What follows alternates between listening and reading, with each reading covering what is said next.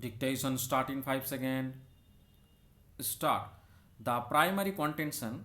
which was canvassed on behalf of the appellants and writ petitioners, was that insofar as scheduled castes, scheduled tribes, and OBC candidates are concerned, the prescription of a cut-off date for the production of caste certificates is wholly superfluous and of no significance whatsoever. It was submitted that a caste certificate is essentially a recognition of a status already obtained and held by a candidate belonging to the aforementioned three categories. It was sought to be contended that the caste certificate was not a document conferring a particular status. Elaborating upon this submission, it was submitted that a candidate belonging to the scheduled caste, scheduled tribes, or for that matter the OBC category acquires that status by virtue of belonging to a particular caste, category, or group.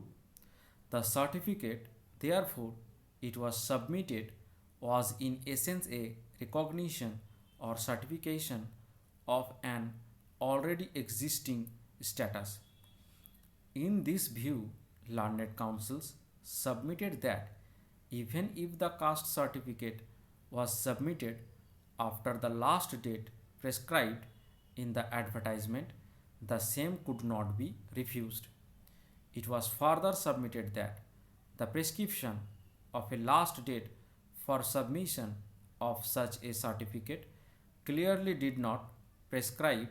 to any rationale inasmuch as a holder of the said certificate belonged to that particular category even before the date prescribed in the advertisement, and even thereafter it was then submitted that such a prescription being read into the provisions of an advertisement or recruitment notice would not only be irrational and arbitrary but also violative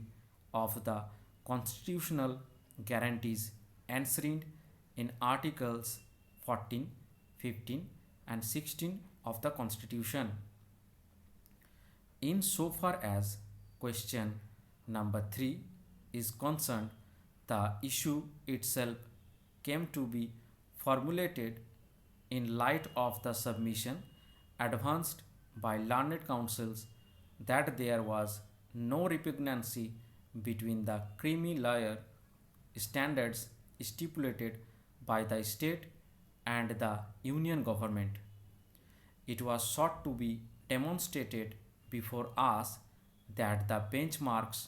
formulated by the union government were lower than those prescribed by the state, and therefore merely because the certificates produced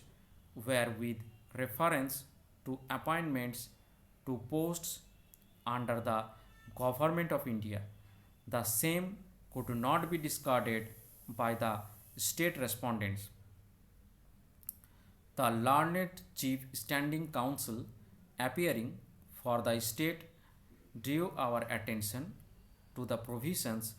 of the advertisement to contend that all participating candidates had been put to adequate notice that a caste certificate was to be obtained and submitted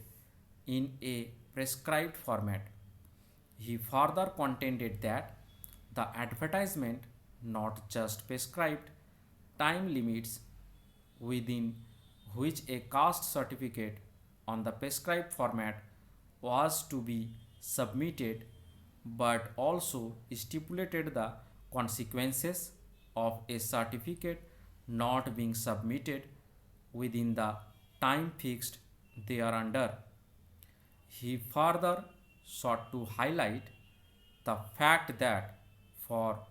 on 865 vacancies which came to be advertised, the board received as many as 41,000 applications. It was his submission that in the recruitment process, as many as 39137 and 503 vacancies stood identified as being reserved for scheduled castes, scheduled tribes, and OBC candidates